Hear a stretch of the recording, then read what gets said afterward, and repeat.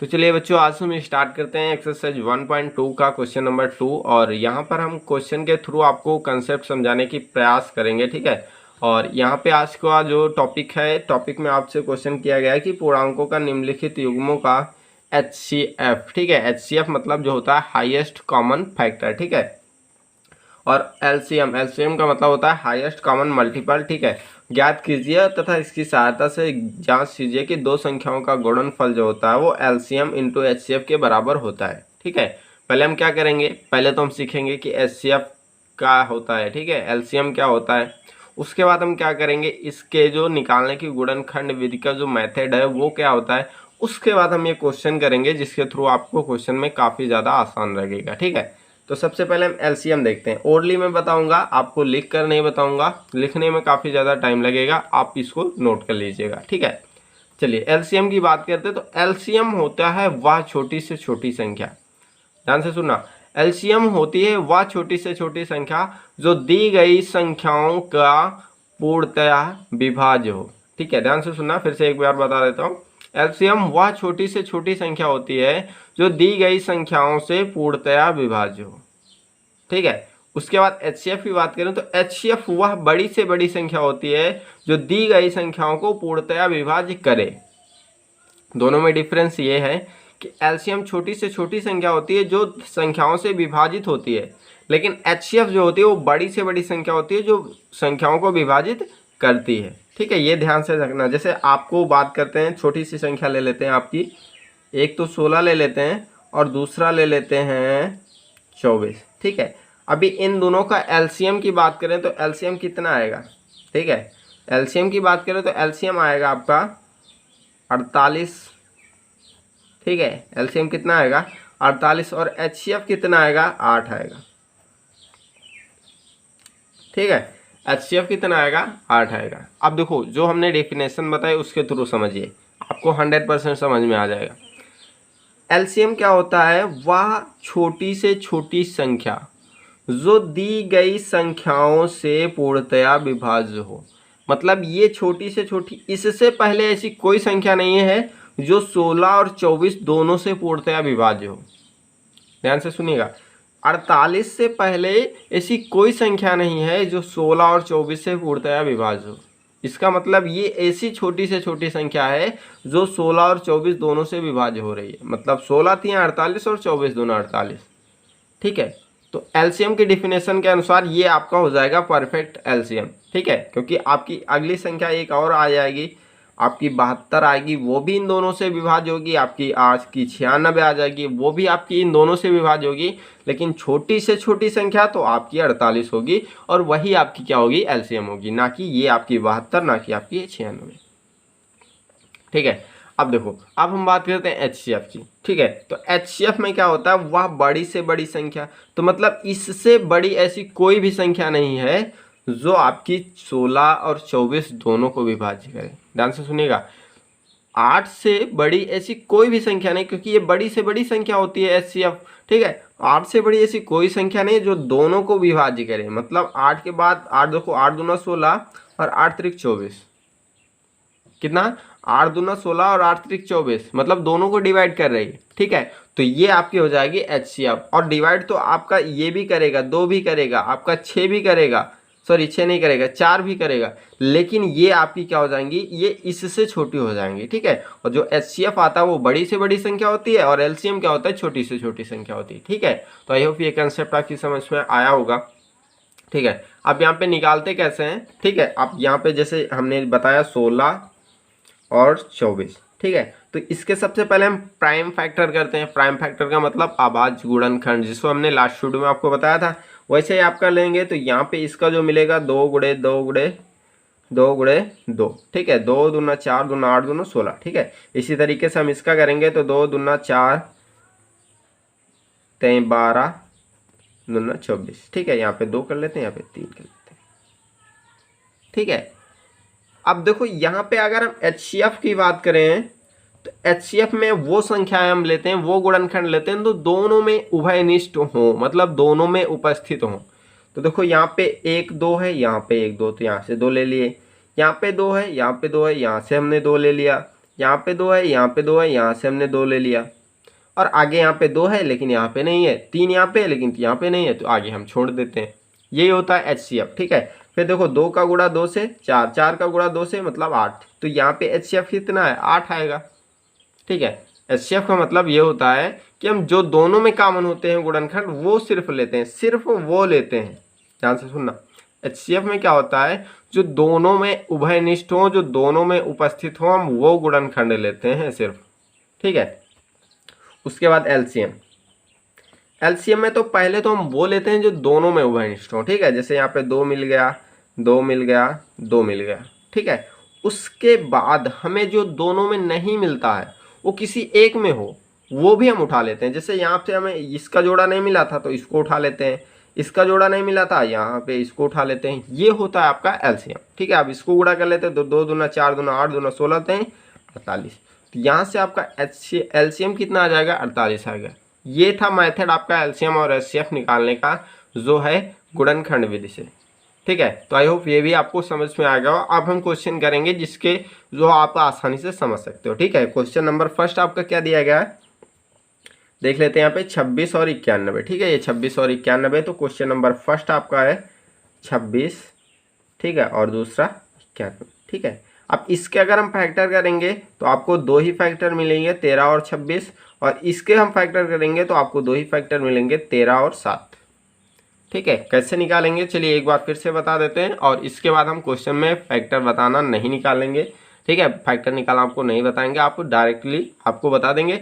आप प्रैक्टिस कर लेना घर पे, आप प्रैक्टिस करेंगे तो आपको समझ में आ जाएगा, ठीक है। जैसे यहाँ पे 26 का निकालना है, ठीक है, तो किससे, सबसे छोटी प्राइम संख्या से, पहले हम छोटे से छोटी से संख्याओं से, तो यहाँ पे हम क्या करेंगे, सबसे छोटी संख्याओं से डिवाइड करना शुरू करते हैं, ठीक है। तो यहाँ पे 2 से करेंगे तो 13 आ जाएगा। अब 13 तो हम किसी और संख्या से नहीं काट सकते सिर्फ, और 13 से ही काटेंगे, तो यहाँ से 13 कम 13 तो 1 आ गया। अब आगे का प्रोसेस पॉसिबल नहीं है, तो यहाँ पे क्या आ गया, 13 गुणित 2। इसी प्रकार से हम इसका निकालेंगे 91, ठीक है। तो ये आपका 2 से नहीं कटेगा, 3 से नहीं कटेगा, 4 से नहीं कटेगा, 5 से नहीं कटेगा, 6 से नहीं कटेगा, आपका डायरेक्ट 7 से कटेगा, ठीक है। 7 से कटेगा तो यहाँ से 13 आ जाएगा, फिर 13 तो 13 से ही कटेगा, तो यहाँ पे 1 आ जाएगा। तो इसके आगे प्रोसेस पॉसिबल नहीं है, तो यहाँ पे आपका आ जाएगा 7 गुणे 13, ठीक है। तो इसी प्रकार से आपका आएगा 26 का गुणनखंड 2 गुणे 13 और 91 का गुणनखंड 7 गुणे 13, ठीक है। अब देखो HCF क्या होगा, हमने आपको बताया कि जो दोनों में कॉमन हो, जो दोनों में उपस्थित हो, तो उसको उठा लेते हैं, तो वही आपका HCF होता है। तो यहाँ पे 2 है, यहाँ पे नहीं, तो 2 को हम नहीं लेंगे। यहाँ पे 13 है, यहाँ पे है, 13 को ले लेंगे, ठीक है। अब आगे क्या है, यहाँ पे 7 है, यहाँ पे नहीं है, तो क्या करेंगे, उसको छोड़ देंगे। तो यहाँ पे आपका 13 हो जाएगा आपका HCF। LCM की बात करें, ठीक है, LCM, तो यहाँ पे क्या करते हैं, हम पहले वो लेते हैं जो दोनों में वरिष्ठ हो, जो दोनों में कॉमन हो। तो 13 यहाँ पे, 13 यहाँ पे, तो 13 को ले लेते हैं। फिर देखते हैं कि जो दोनों में हो, ठीक है, किसी एक में होना चाहिए, चाहे वो फर्स्ट में हो चाहे सेकंड में हो, उसको भी उठा लेते हैं। तो यहाँ पे देखो 2 है, इसमें नहीं है, तो इसको भी उठा लिए।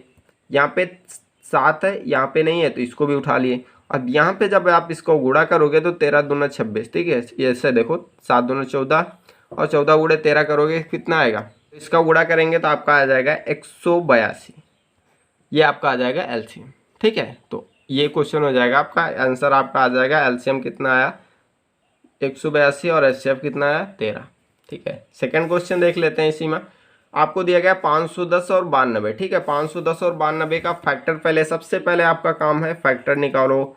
तो 510 और 92, ठीक है, फैक्टर निकालोगे तो 510 के जो फैक्टर आपके आएंगे वो कितने कितने आएंगे, ठीक है। 2 आएगा, 3 आएगा, 5 आएगा, 17 आएगा, ठीक है। आप प्रैक्टिस करेंगे तो आपको आ जाएगा, ठीक है। उसके बाद 92 का कितना फैक्टर आएगा, 2 आएगा, फिर 2 आएगा, फिर 23 आएगा। ऐसे ही हम निकालेंगे, जैसे हमने ये किया था वैसे ही आप इसके फैक्टर निकालोगे तो आपको इतना मिल जाएगा, ठीक है। और फैक्टर इसके अलावा कोई भी ऐसी संख्या नहीं मिलेगी, क्योंकि आधारभूत प्रमेय आपने पढ़ा है, ठीक है। आधारभूत प्रमेय का मतलब ये हुआ कि हमें किसी भी भाज्य संख्या के जो फैक्टर होता है वो अद्वितीय होता है, अगर हम उसके क्रम पर ध्यान ना दें, ठीक है। तो यहाँ से देखो HCF क्या होगा, जो दोनों में कॉमन हो पहले हम उसको उठाते हैं। तो यहाँ पे दो, 2 यहाँ पे 2 उठा लेते हैं। यहाँ पे 3 है, यहाँ पे नहीं है, छोड़ देते हैं। 5 यहाँ पे, 5 यहाँ पे है नहीं है, 17 यहाँ पे नहीं, तो आगे आपका कुछ भी नहीं, तो आपका HCF कितना आएगा, 2 ही आएगा। और उसके बाद आता है LCM। LCM में क्या होता है, पहले तो जो दोनों में होता है वो उठा लेते हैं, तो 2 यहाँ पे है, 2 यहाँ पे है, तो 2 उठा लिए। फिर 3 यहाँ पे, इसमें नहीं, 3 लिख लिए। फिर 5 इसमें नहीं है, तो 5 लिख लिए। फिर 17 इसमें है, 17 इसमें नहीं है, तो 17 लिख लिए। ठीक है, अब देखो यहाँ से हमको ये 2 कॉमन मिला था, उसके बाद ये और ये नहीं मिला था, तो इसको भी लिख लिए।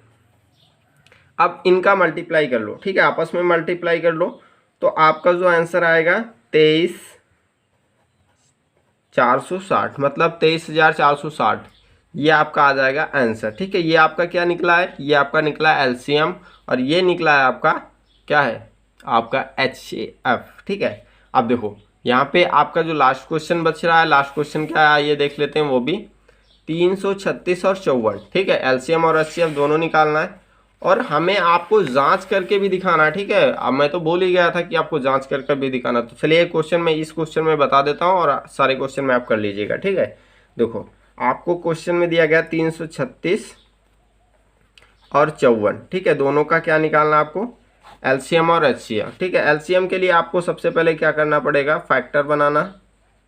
ठीक है, तो इसके फैक्टर कितने कितने आएंगे, देखो 336 के जो फैक्टर आएंगे वो आपके आएंगे 2 गुणे 2 गुणे 2 गुणे 2 गुणे 3 गुणे 7। ठीक है, और इसके जो फैक्टर आएंगे 2 गुणे 3 गुणे 3 गुणे 3। अब यहाँ पे HCF के लिए आपको क्या करना होगा, सबसे पहले वो संख्याएं लेना जो दोनों कॉमन में हो। ठीक है, दोनों कॉमन में मतलब दोनों में हो, तो यहाँ पे 2, यहाँ पे 2, यहाँ पे 3 मिल रहा है, यहाँ पे 3 मिल रहा है, और बाकी में ऐसा कोई संख्या नहीं जो दोनों में उभयनिष्ठ हो, तो यहाँ पे 2 गुणे 3 आएगा, जो आपका कितना होगा, 6 होगा। ठीक है, उसके बाद यहाँ पे LCM में क्या होगा, आपको पहले हमें वो लिखना है जो आपकी दोनों में उभयनिष्ठ हो। ठीक है, जैसे यहाँ पे आपका हो जाएगा 2 3। ठीक है, उसके बाद देखो यहाँ पे 1 2 2 3 3 2 ये छूट रहे थे, गुणे 2 गुणे 2। ठीक है, उसके बाद ये 7 छूट रहा था, तो ये 7 हो जाएगा। फिर इसमें से आपका ये दोनों 3 छूट रहे थे, तो ये भी आपको लिख लेना है। अब फिर आपको क्या करना है, आपको इन सब का गुणा करना है। ठीक है, जब आप इनका गुणा करोगे तो आपका आंसर आने वाला है 3024। कितना आएगा, 3024, और यही क्या आया आपका LCM, तो ये आपका आंसर हो जाएगा। अब यहाँ पे जांच कैसे करना, ठीक है, जांच में देखो ये आपको ये दिखाना है कि दो संख्याओं का गुणनफल LCM और HCF के गुणनफल के बराबर हो। ठीक है, तो हम यहाँ पे ले लेते हैं, यहाँ पे 336 गुणे 54। ठीक है, क्योंकि ये क्वेश्चन था हमारा, देखो यहाँ पे 336 और 54। ठीक है, ये किसके बराबर होना चाहिए, 6 गुणे 3024। ठीक है, क्योंकि आपका HCF जो आया है वो 6 आया है, और LCM जो आया है वो 3024 आया है। ठीक है, अब इनका गुणा करो, अगर दोनों तरफ बराबर आपका आ जाए तो आपका ये बराबर हो जाएगा। ठीक है, बराबर हो जाएगा मतलब दोनों तरफ गुणा होना चाहिए। ठीक है, अब गुणा करते हैं हम, गुणा जब करेंगे तो इधर आपका आएगा 18,144, और इधर भी आपका आएगा 18,144। ठीक है, तो यहाँ से आपका RLHS जो होगा वो RHS के बराबर होगा। दैट मीन्स ये जो आपकी कंडीशन दी गई वो सत्य है। ठीक है, आपकी जो आपको जांच करना चाहिए था उसकी पुष्टि हो गई। पुष्टि का मतलब आपने दिखा दिया कि RHS और LHS दोनों बराबर हैं। ठीक है, तो आई होप इस वीडियो में आपको कुछ नया सीखने को मिला होगा। तो यहाँ पे नेक्स्ट वीडियो में हम नए क्वेश्चन करेंगे जो आपके एक्सरसाइज के रह गए हैं। ये मिलते हैं नेक्स्ट वीडियो में, तब तक के लिए बाय।